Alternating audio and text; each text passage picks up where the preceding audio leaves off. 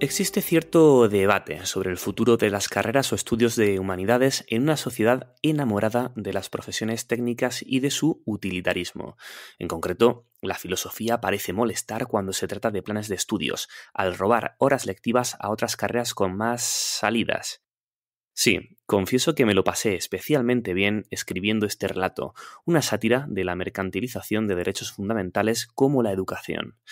Plasmado ahí el indeseable futuro, me pregunté, ¿cómo aprenderemos en los próximos años? ¿La pandemia de COVID-19 ha trastocado también la manera en la que nos formamos? Para responder a estas cuestiones he acudido a dos personas que no solo están estrechamente vinculadas a la formación, sino que trabajan activamente por plantear alternativas. Ellos son Lula de León, CEO y socia fundadora en Lemons EdTech Solutions, una potente herramienta digital de docencia online, y César Astudillo, experto en estrategias de innovación y docente en diferentes programas de diseño e innovación.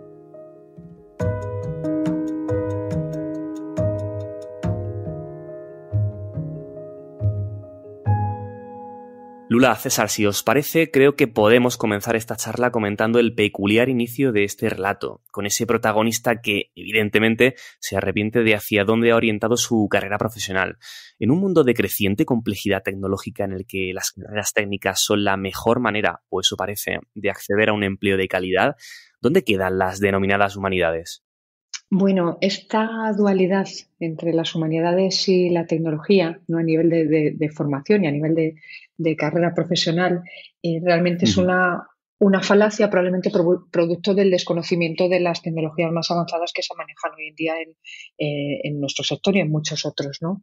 Desde la aparición de los grandes proyectos de inteligencia artificial desde hace 10 o 12 años que se han empezado a poner de moda, y principalmente aquellos proyectos, por ejemplo, relacionados con sistemas conversacionales, ¿no? Aquellos que pretenden emular el lenguaje natural, ¿no? Se han empezado a disparar la necesidad de profesionales relacionados precisamente con la carrera de humanidades, como son psicólogos, pedagogos, lingüistas especialmente, ¿no? Entonces, realmente ha sido cuando se ha empezado a ver que los tecnólogos no eran suficientes para ciertas cuestiones, entre ellas, por ejemplo, las éticas, ¿no? La demanda de Sí, filósofos. importantísimo, Entonces, claro.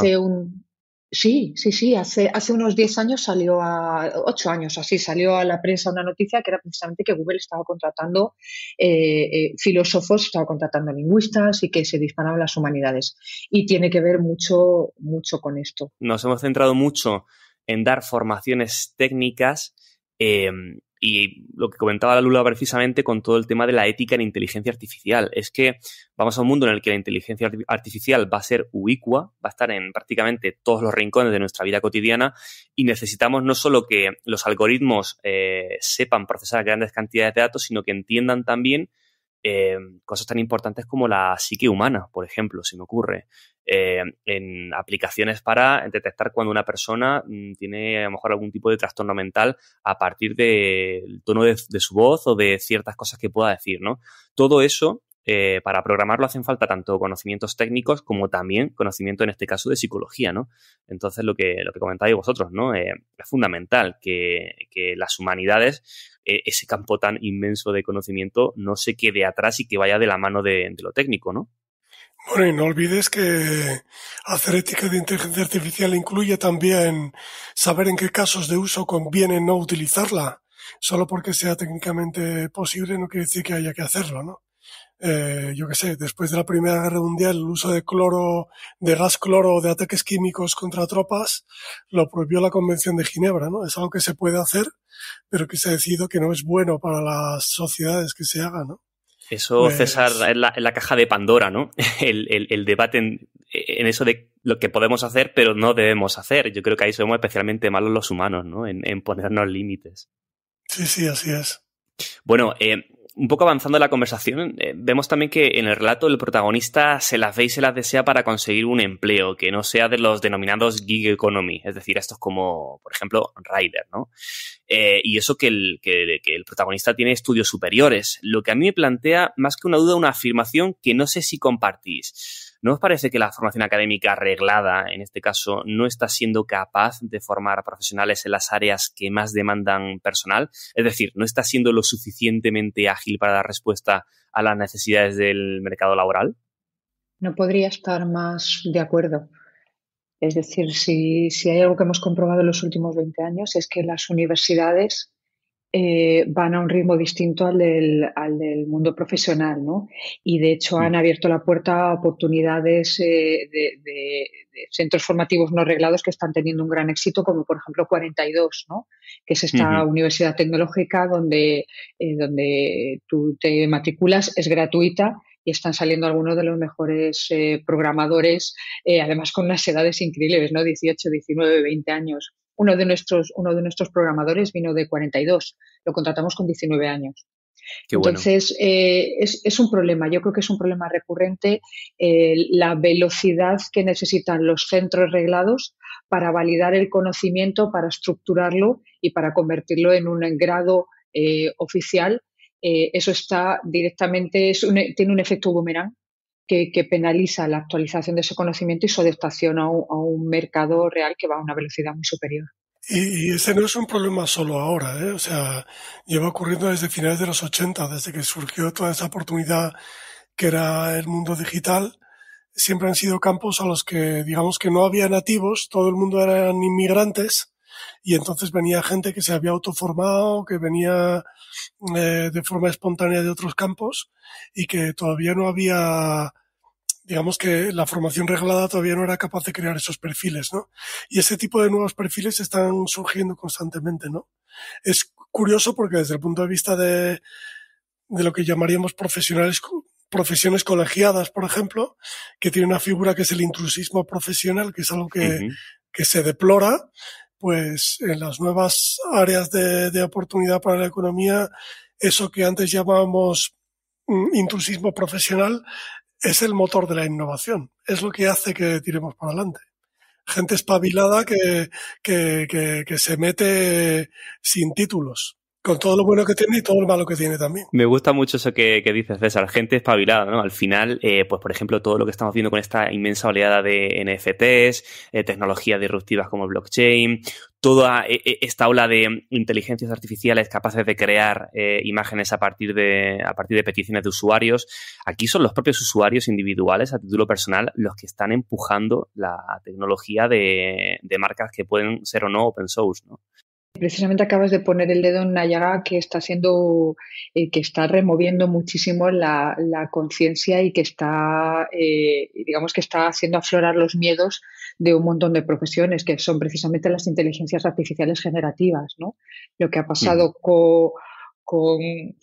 bueno, LinkedIn está plagado, ¿no? de imágenes creadas por IAs como Midjourney, que son impresionantes y que ha supuesto un revulsivo para toda una profesión que son los ilustradores profesionales, a los cuales pues periódicos, revistas y otra serie de publicaciones no han tenido ningún problema en empezar a migrar. Oye, mira, esto es prácticamente gratis, por $30 al mes puedo sacar 800 imágenes que tienen exactamente el valor que yo necesito, ¿no? Que es de 2 horas arriba del timeline de Twitter o 2 horas en la búsqueda de Google, etcétera. Es decir, es un experimento sociológico, aunque realista totalmente, el ver cómo está tocando muchísimos miedos de profesionales. Claro, y tú decías revulsivo, es una palabra interesante, yo diría un auténtico desafío, porque la tecnología no la vamos a poder parar, es decir, esa herramienta ya está ahí y solo se va a volver mejor. Ahora, creo que está en nuestras manos, en este caso en concreto la de los diseñadores, ver de qué manera su talento humano, su conocimiento y su experiencia puede complementar y mejorar a los algoritmos. Claro, pero teniendo en cuenta que, por ejemplo, el diseño se parece mucho al arte, aunque esta es una discusión que tenemos muy a menudo los diseñadores, tanto en cuanto el arte al final es un producto cultural, ¿vale? Y el arte es arte en el momento que hay un número de personas de determinada cualificación, nivel o relevancia que determinan que eso es arte y no otra cosa, ¿no? el diseño se aproxima al arte con una particular que es que tienen en común, para mí son dos círculos que tienen una zona de superposición, ¿vale? Que es que todo el mundo puede ver, que no apreciar, ¿vale? Un diseño. Y puede opinar, porque todo el mundo tiene gusto respecto a ciertos temas, ¿no? Colores, organización, jerarquía, lo que sea, ¿no?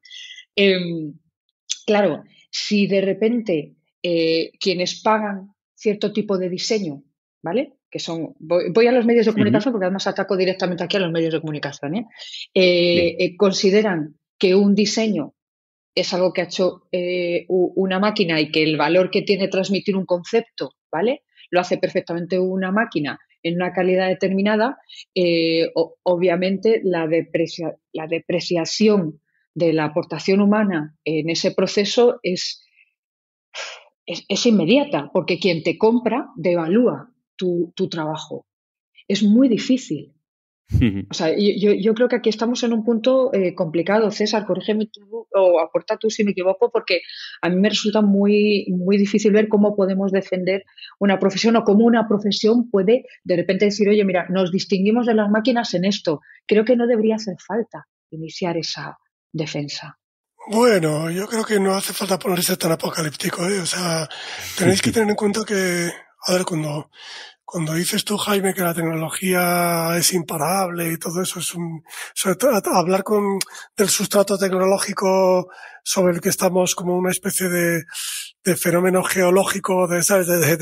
Como si fueran las placas tectónicas que se mueven debajo de nosotros. O sea, la cosa es un poco más complicada y es de ida y vuelta, ¿sabes? Existe una cosa que se llaman los regímenes sociotécnicos, que es que la tecnología también determina la cultura y, por lo tanto, también determina los gustos y las preferencias, ¿no? Entonces, creo que estamos en una etapa de transición en la que estas tecnologías acaban de entrar y que producen cierta fascinación, pero a mí no me extrañaría que dentro de bastante poco tiempo se produjera una modificación de los gustos, digamos que haya una nueva vulgaridad que se dirija al aspecto que tienen ahora mismo las ilustraciones producidas con inteligencia artificial, y que entonces que de alguna manera la gente pase de forma bastante orgánica, bastante natural, pues a valorar más lo escaso, ¿no? Y siendo lo escaso lo que sea que pasen a hacer los seres humanos, que todavía no sabemos muy bien qué es.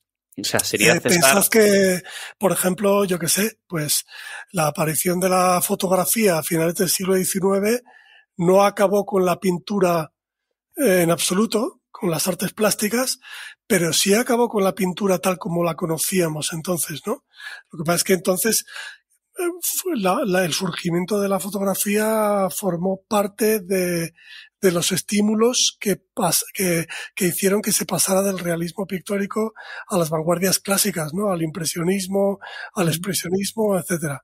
Entonces, ¿qué clase de movimiento, qué clase de cosa que solo pueden hacer los humanos pasará a ser apreciada por los gustos del público? Pues no sabría decirte. Probablemente, por ejemplo, yo que sé, pues que la ilustración pase a tener un componente más performativo, ¿no? Que uno no solo quiera ver la ilustración, sino que quiera ver el making of y que quiera ver a la persona actuando, haciéndolo, ¿no? Por ejemplo.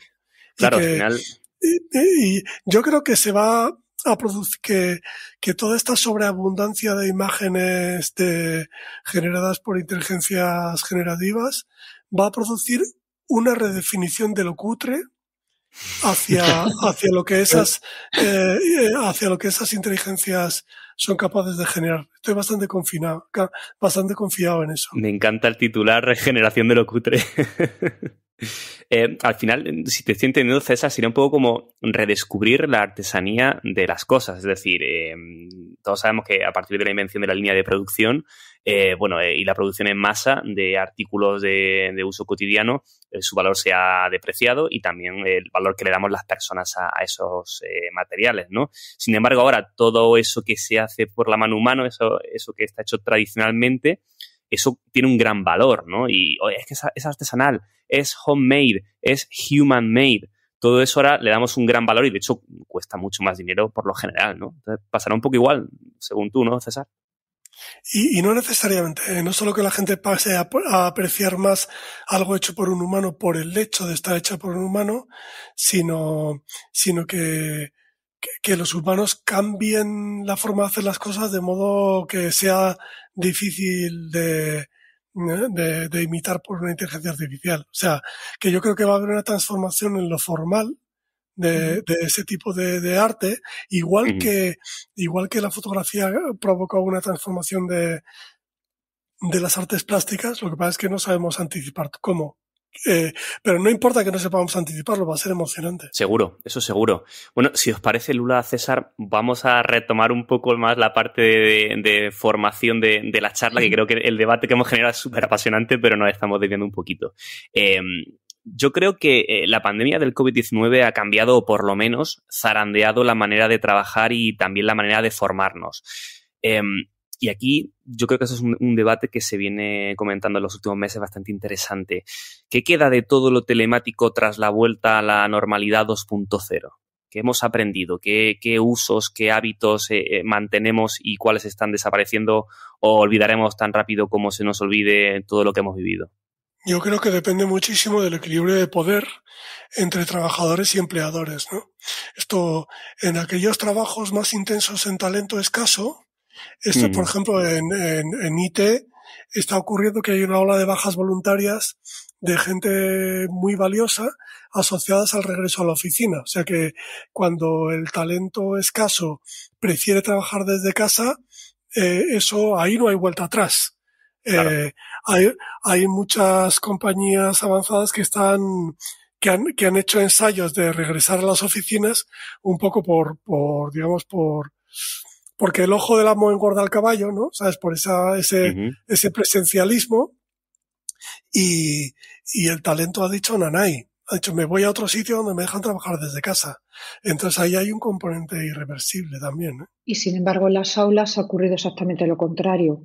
Tanto profesores como alumnos estaban deseando volver a las aulas porque la aplicación de las tecnologías durante el COVID ha sido tan nefasta, ¿vale? Y ha supuesto una adaptación tan acelerada que no ha revertido en ninguna adaptación real, sino como en una gran carrera desaforada para llegar a un punto que los profesores estaban deseando abandonar las herramientas digitales como el vehículo, ¿no? de su formación, y a los alumnos les ha pasado lo mismo.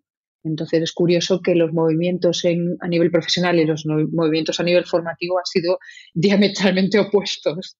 Bueno, también puede que ahí lo que haya ocurrido sea que en el ámbito académico ha habido una adopción apresurada y nada meditada de plataformas de aula remota, que al no cambiar de métodos educativos, pues han provocado experiencias muy deficientes, ¿no? Pero en sitios donde se lleva trabajando con programas remotos o programas blended que combinan lo presencial con lo remoto, usando métodos educativos adaptados a las capacidades diferenciales de trabajar en remoto, ahí, bueno, también hay un efecto de no retorno, ¿eh? O sea, porque cuando, yo qué sé, Lula lo sabe, los dos somos alumnos de la Universidad Oberta de Cataluña, por ejemplo, y el método educativo totalmente adaptado no solo a lo remoto, ¿no? No solo a que lo hagas desde casa, sino a lo asíncrono, ¿no? Claro, al hecho de que la simultaneidad de docente y alumnos en el mismo espacio, que se hace innecesaria, la forma en la que eso se integra en tu vida, en la que alguien que ya está trabajando puede seguir estudiando, dosificándose su tiempo de estudio y su tiempo de participación según el tiempo de que disponga, eso es imbatible. Y yo creo que esos modelos también se van a seguir imponiendo, ¿no? Ahora que quizás de la mano de que si en el trabajo ya estamos empezando a adoptar herramientas de trabajo colaborativo y rituales que son compatibles con lo asíncrono, yo creo que en la educación también va a haber avances irreversibles en ese aspecto. Lo que pasa es que, bueno, que vendrán más bien de la mano de una cohorte de profes un poco más afines a la tecnología, pero que, vamos, que con el relevo generacional yo creo que, sobre todo en cuestión de posgrado, en formación ejecutiva, donde la gente tiene que compaginar su actividad formativa con su trabajo, yo creo que ahí va a haber avances importantes. Yo creo que, César, que has dado en la clave con el tema de lo asíncrono y lo vemos en otros canales, en otras plataformas. Por ejemplo, el éxito o uno de los grandes éxitos de Netflix ha sido ofrecer una gran gama de series y de películas de manera asíncrona, es decir, que tú lo veas cuando tú quieras verlos. Spotify igual, es música bajo demanda cuando tú quieras. Ese es el verdadero éxito o uno de los verdaderos éxitos de estas plataformas. Entonces, si conseguimos de alguna manera que tú puedas formarte a tu ritmo de manera, con una libertad total, ahí también habrá mucho ganado, ¿no? Así es, y además yo creo que con eso vamos a ganar una cosa que para mí es muy importante, ¿eh? Y es que aprendamos a escribir y que aprendamos a leer. ¿Por qué? Porque el trabajo simultáneo, tanto en trabajo como en formación, es una tradición muy oral, ¿no? Entonces se produce todo eso de el famoso efecto, esta reunión tenía que haber sido un email, ¿sabes? Sí. Entonces, creo que en formación eso también se va a producir, ¿no? Que yo que sé, que los entornos asíncronos fuerzan a que la gente aprenda a expresarse por escrito y que aprenda a escribir lo que los demás leen, ¿no? Y la verdad es que escribir y leer es tanto más compacto y tanto más eficaz que estar todo el rato ahí todos hablando, tomando notas, en fin. Yo apuesto por un resurgimiento de la cultura del escribir y del leer. Y ahí volvemos a la importancia de las humanidades, ¿no? Que son las que realmente nos enseñan a entender lo que leemos y a saber expresarnos de manera escrita o también oral, ¿no? Además tiene una parte, esto que acaba de comentar César, para el aprendizaje es clave, ¿no? Es decir, la reconstrucción la construcción del conocimiento, ¿vale? Cuando se trabaja sobre él y se reelabora, ¿vale? Tiene un altísimo impacto sobre la memoria, ¿no? El trabajar sobre aquello que tú quieres aprender de una forma escrita, la lectura del contenido, la reelaboración, el trabajo de análisis, ¿no? De ser capaz de redactar, ¿no? De redactar sobre un conocimiento y volver a reconstruirlo, aquello famoso de escribe con tus propias palabras, ¿no? El escribe con tus propias palabras tiene una serie tiene implicación una serie de funciones ejecutivas, ¿vale? Que son precisamente los que fijan en la memoria el conocimiento. Y el hecho de que a día de hoy es algo que ha dicho César y que es muy importante, ¿no? Se haya reducido o se vaya reduciendo paulatinamente el número de páginas obligatorias que los niños de secundaria tienen que leer, ¿vale? Ahora mismo me parece que son 300 páginas al trimestre, lo cual no llega ni a ser una novela, ¿no? O la reducción de libros que tradicionalmente eran libros nuestros, ¿no? De escuela, pues ahora mismo hay una Celestina reducida, para que un niño de tercero de eso pueda leerse la Celestina. El ir reduciendo esa exigencia no es una ventaja, no hace que sea más fácil para los estudiantes, sino que cada vez va reduciendo la costumbre precisamente de leer, de entender textos de una determinada dimensión, de procesarlos y de ser capaces de analizarlos y entenderlos. Eso me parece de un paparatismo, de verdad. O sea, a principios de los años 2000, mi difunta mujer era editora de literatura infantil y juvenil. Lo fue como hacia 2005, ¿no? Pero su predecesora rechazó el manuscrito de Harry Potter precisamente con ese criterio, porque los chavales no leen en largo. Y dijo, no, demasiado largo, los chavales no leen en largo, y fíjate lo que pasó luego. O sea que vaya lección, podemos aprender, ¿no? Los chavales sí leen, si la historia merece la pena, leen. Y siempre hay un libro que te despierta el amor por la lectura. Hay que encontrar ese libro para cada lector, para cada futuro lector, creo. Sin duda es que justo cuando mencionaba Lula el tema de la Celestina reducida, igual ahí, pues igual es que no hay que plantear la Celestina, sino otro tipo de literaturas un poco más afines al momento vital de los alumnos, ¿no? Pero bueno, eso sería otro melón que tampoco vamos a abrir hoy porque si no, no acabaríamos, ¿no? Como expertos, Lula y César, en todo lo telemático y en la parte de plataformas formativas, ¿cuáles son los retos que hace falta para que por lo menos caminemos hacia un formato híbrido o natural o armonizado entre la formación y el trabajo físico y el telemático? Pues, a ver, en el caso de cómo nosotros conceptualizamos nuestra plataforma Limos, tenía mucho que ver con dejar de mirar a lo que ocurre en las aulas, ¿vale?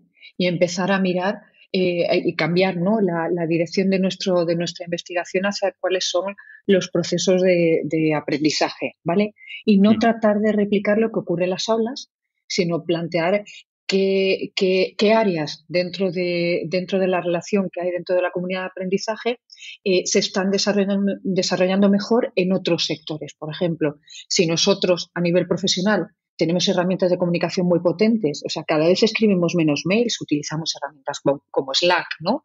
O no utilizamos una agenda escrita, sino que trabajamos con nuestra agenda digital o nos organizamos con herramientas agile, ¿no?, como puede ser Trello, ¿no? Herramientas tan sencillas que nos han ahorrado muchísimo tiempo, ¿vale? Nos planteamos por qué no se podían utilizar a nivel educativo y empezar a hacer o ayudar a los alumnos a que fueran buenos gestores de su tiempo, de su comunicación, de sus objetivos y que se apropiaran de su aprendizaje, ¿vale? Entonces, en nuestro caso, tiene mucho que ver con mirar hacia el sitio correcto. Y creo que para que la tecnología sea un buen vehículo para cualquier proceso, por ejemplo, el aprendizaje, ¿no?, debemos ampliar el punto de mira, ¿no?, y ver cuáles son los puntos reales de dolor, ¿no? No te voy a dar PDFs para que leas, para eso lee tu libro, ¿no? La idea es poder ser capaces de ayudar al proceso que estamos tratando de ayudar, en este caso el aprendizaje, y dejar de intentar digitalizar, ¿vale?, modelos que existen en el mundo físico de una forma precaria, porque al final es precario si tratamos solamente de poner esa capa digital. Bueno, en suma, este enfoque no solo es beneficioso por lo que Lula ha apuntado, sino también porque nos aproxima más el mundo educativo al mundo de trabajo, en el sentido de que al dotar a la comunidad de aprendizaje, es decir, profesorado y alumnos, de herramientas de trabajo colaborativo similares o que se basan en principios similares a los que utilizan los equipos de alto rendimiento en las empresas más innovadoras, como yo que sé, los Kanbans y todo eso, pues entonces lo que hacemos es que los alumnos en la forma de aprender además adquieren unos hábitos y unas prácticas que luego les van a ser útiles en el entorno laboral. Vale, yo para entender un poco todo lo que estáis comentando creo que sería buena idea que pusierais vuestra plataforma Limos como ejemplo y nos contarais un poco ciertas funcionalidades o soluciones que vienen a abordar estos desafíos que estamos comentando, ¿no? A ver, Limos nace como una plataforma de diseño de experiencias de aprendizaje que quiere abordar el todo en uno, pero el todo en uno respecto al proceso de aprendizaje. Y además, el proceso de aprendizaje teniendo en cuenta que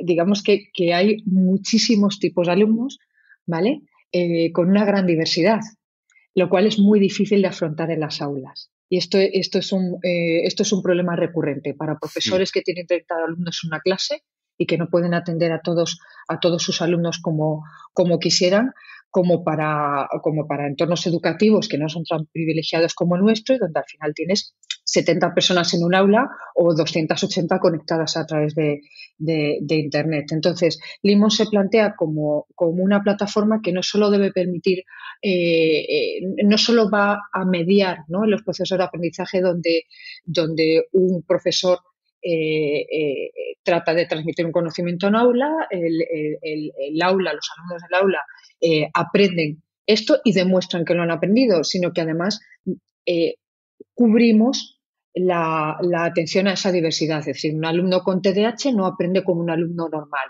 Un alumno con discalculia, con dislexia, ¿vale?, tiene otra serie de limitaciones en determinadas asignaturas. Y esto es importante porque cada vez las aulas son más diversas y es necesario tenerlo en cuenta. Entonces, en Limos abordamos la construcción de los procesos de aprendizaje desde metodologías diversas. De hecho, desde la instrucción directa, que es yo estoy en un aula y yo te cuento mi película y vosotros lo recibís, que digamos que es el método más tradicional, ¿vale? O las tutorías 1 a 1, como metodologías más avanzadas, como pueden ser Flipped Classroom o colaborativo, metodologías basadas en proyectos que otras plataformas no soportaban, ¿vale? Y esto es importante, lo que las plataformas, hacia dónde miran las plataformas, ¿no? Y aquí, y además esto lo define muy bien César, lo que nosotros conseguimos con Limos es convertir al equipo profesor-alumnos en un equipo de alto rendimiento. Es interesante, Lula, la capa de personalización que comentas, ¿no? Es decir, hasta ahora, en una clase de 30 alumnos, pues imaginaos la casuística de cada uno de ellos. Es que desde capacidades de aprendizaje, entorno familiar, en fin, 1000 cosas que pueden darse en un aula, ¿no? Y es divertido. Estaba pensando mientras lo comentabas, digo, en marketing ahora todo se basa en la personalización del mensaje. Y sin embargo, en algo tan fundamental como es la educación, hasta ahora hemos hecho un poco café para todos, ¿no? Iba a comentar que esto tiene mucho que ver con cómo se plantea la educación a nivel industrial. O sea, hay un punto determinado en el que nosotros industrializamos la educación para formar a los profesionales que se van a necesitar el día de mañana en ciertas cadenas profesionales, ¿no? Van a hacer falta más abogados, venga. Van a hacer falta más ingenieros, venga. Claro, de esta manera al estudiante se le contempla como una pieza en una maquinaria, no como un individuo que realmente todavía ni siquiera ha decidido dónde desea encajar en el futuro. Claro, es que aquí ya abrimos, yo creo, el gran debate, ¿no? Y era un poco hacia donde yo quería llegar, así que Lula, gracias por adelantarlo. Es que al final las nuevas tecnologías nos dan la oportunidad de replantear de cero, en este caso, los sistemas educativos, y ese es el debate que realmente yo entiendo que deberíamos de poner sobre la mesa. Hasta qué punto hemos venido trabajando con los alumnos igual durante los últimos 100, 150 años, y ahora de repente tenemos una oportunidad de, gracias a las herramientas telemáticas o digitales, reconstruir de cero cómo estamos formando a las futuras generaciones, porque además lo que hoy aprenda un chico que empiece en una carrera posiblemente no lo pueda aplicar en 10 o 15 años.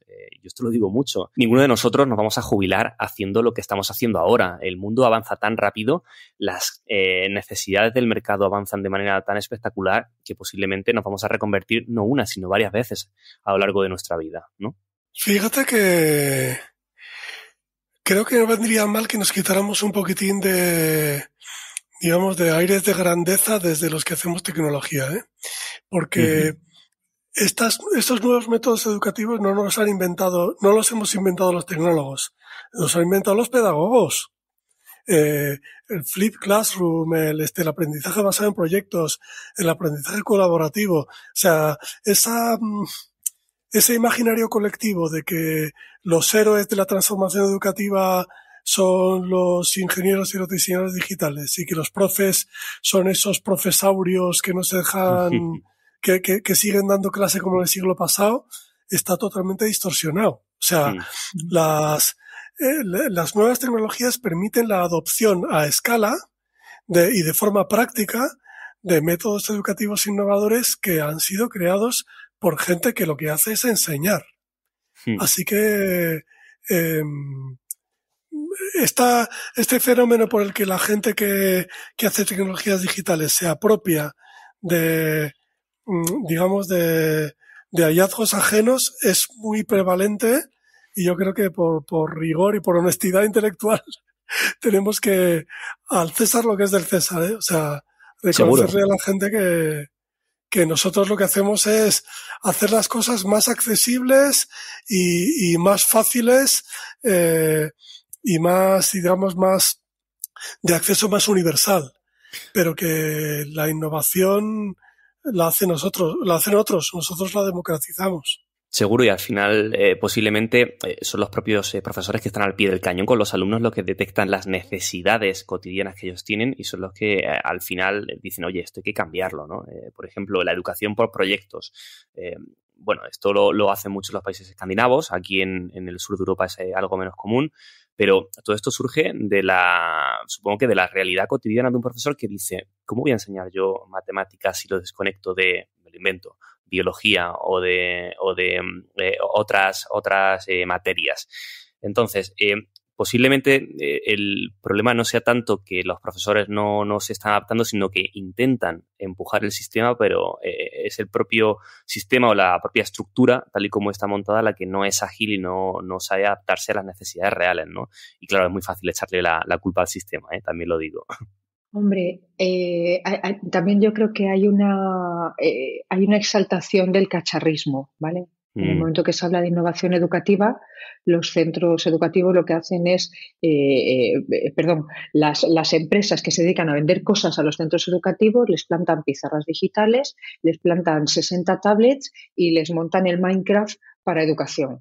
Y dices, pero vamos a ver, el profesor que está en el aula mira diciendo, bueno, yo preferiría tener 4 salidas más al trimestre en el que voy con mis alumnos a hacer cosas en una empresa, en el que voy a ver un laboratorio, en el que voy a un centro de X, ¿no? A trabajar con personas. Esa es la cuestión, que hay una desalineación entre quienes venden, quienes compran y quienes luego en el día a día ejecutan con las limitaciones que tienen los profesores. Por eso, en nuestro caso, desde el primer momento fue clave mirar hacia el profesorado, tener un profesor con muchísima experiencia en el equipo. Empezamos siendo un equipo muy pequeño al principio y teníamos un profesor que es quien nos ponía los puntos sobre las IES y quien lidera hacia dónde debe ir la plataforma y qué puntos del dolor del profesor tratamos, porque el IMOS es una herramienta para el profesor y está centrada en los puntos del dolor del profesor. ¿Dónde veis vosotros, Lula, que Limons tiene más aceptación? ¿En la comunidad, digamos, educativa tradicional o en la parte más corporativa de empresas? ¿Dónde estáis encontrando que vuestra plataforma tiene mejor acogida?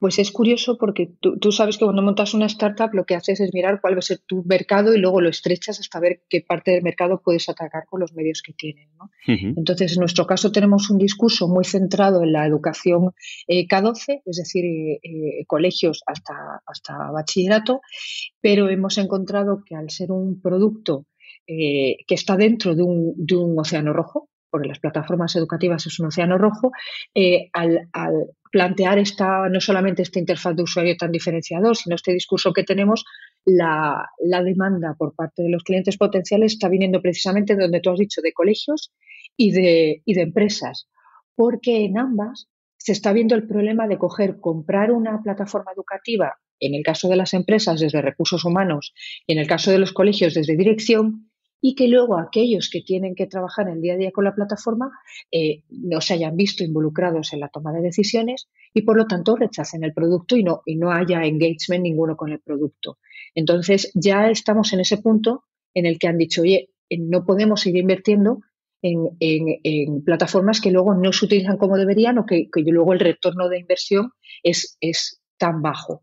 Entonces, donde estamos teniendo más demandas en los colegios, porque realmente el COVID puso foco sobre un problema realmente recurrente y porque además hay fondos europeos. Hay fondos europeos destinados a que los centros educativos se digitalicen. Y en el caso de las empresas, porque ya están digamos que casi en tercer ciclo de renovación de plataformas, que más o menos son de 5 a 7 años, y están planteándose cuál va a ser the next big thing, ¿no? Y no digo que vaya a ser Limos, pero cruzamos los dedos. Bueno, ¿por qué no? ¿Por qué no, no? Y ojalá que así sea. A mí siempre me gusta un poco dar conclusión a las charlas intentando, echar un vistazo a lo que puede ocurrir en los próximos 20 o 30 años con todo lo difícil, complejo e irreal que puede ser, ¿no? Pero bueno, por jugar que no quede. Entonces, César, ¿dónde ves tú que se va a mover no iba a decir la industria, no, mejor dicho, el sector de la educación en las próximas décadas? ¿Algún vaticinio? ¿Algún deseo? Bueno, o sea, si tengo un deseo es el de que se vuelva a abrir un melón que podíamos haber abierto al principio de la charla.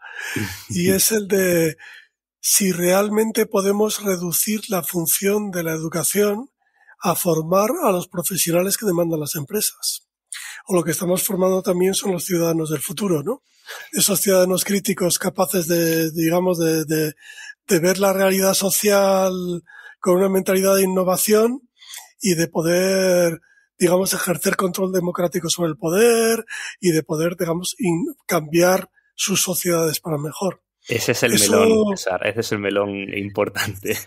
Y yo creo que para abrir ese melón, un estímulo que vamos a recibir en los próximos años es que probablemente por efecto combinado, por una parte de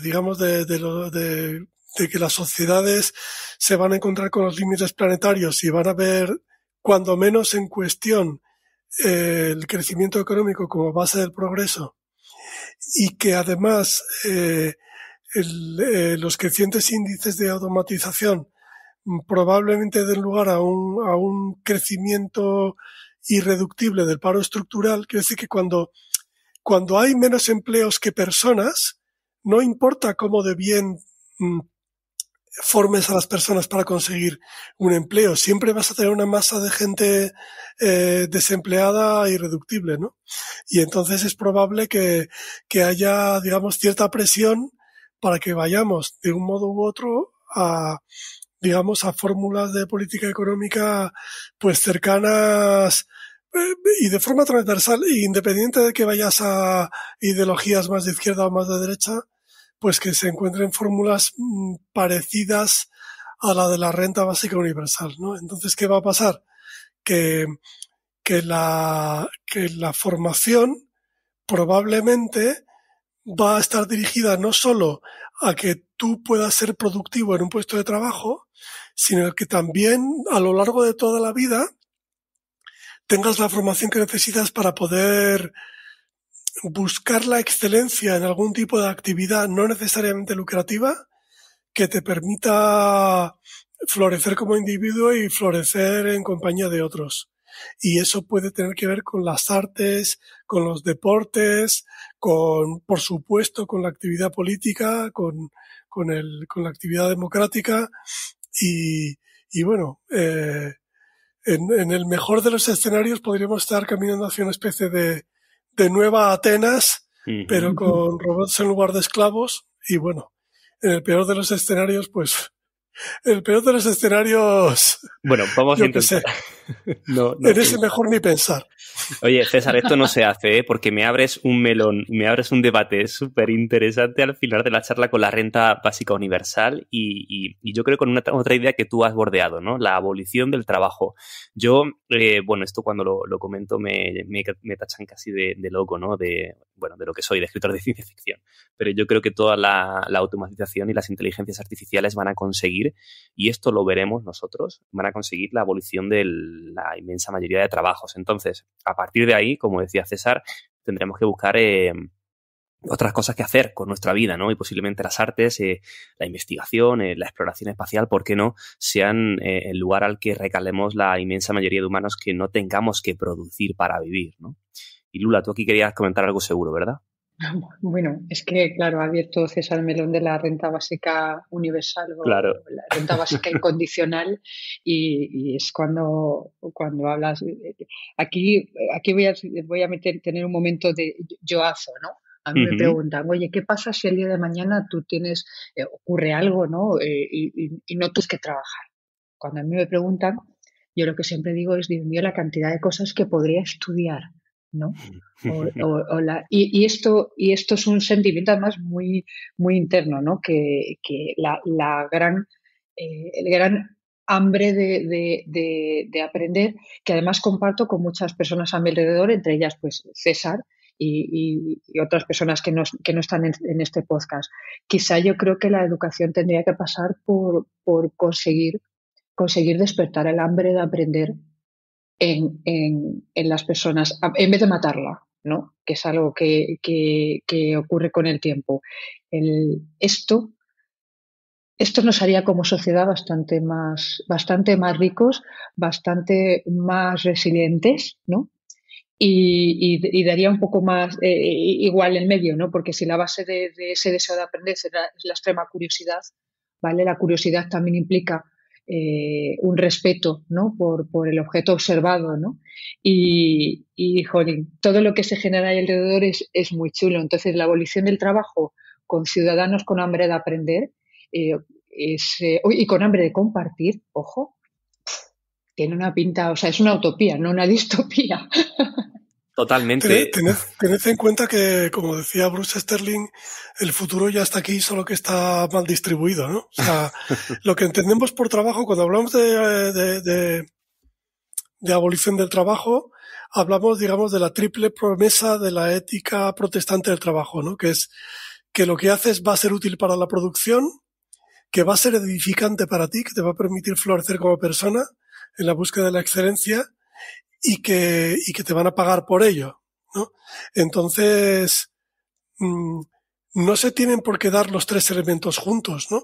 Tú puedes cobrar por algo que es edificante para ti, aunque no contribuya a la producción. Por ejemplo, es lo que hacen los futbolistas. ¿Contribuyen a la producción los futbolistas? Pues no. Bueno, eso es un debate importante también, de la sociedad, pues bastante. O los artistas, por ejemplo, ¿no? O que hagas una cosa que no necesitas cobrar, pero que es edificante para ti, como dedicarte a la literatura, o que es edificante para ti y además es útil para la humanidad, como por ejemplo cualquier tipo de voluntariado, en cualquier actividad que no necesariamente está inserta en ninguna cadena de valor productiva, ¿no? Las posibilidades son inmensas, se están dando ya en el presente, y lo que van a hacer es que esas esas áreas de oportunidad que hay fuera de esa triple promesa de la ética protestante del trabajo, que es una promesa que nunca fue del todo cierta, pues que se van a expandir y que nos van a abrir muchísimas, pues un futuro apasionante, ¿no? Pues si os parece, yo me voy a quedar con esa visión tan bonita e idílica del futuro, ¿no? Es decir, no trabajamos, tenemos todo el tiempo del mundo para estudiar, para leer y para hacer lo que nos apetezca, y encima lo hacemos a través de Limons, de la plataforma Limons. Así que yo creo que esto es una utopía muy chula con la que podríamos cerrar la conversación, aunque ya os digo, Lula, César, que os voy a volver a llamar para tener otra charla, porque esto no se hace, ¿eh? Al final me habéis dejado con la miel en los labios para seguir hablando de muchas cosas. Pues Jaime, nada, muchísimas gracias por contar con nosotros en esta entrevista. La verdad que ha sido una gozada poder charlar los tres y debatir, ¿no? sobre todo dejar todos estos melones abiertos. Sí, ha dado mucho juego. Así que nada, muchísimas gracias.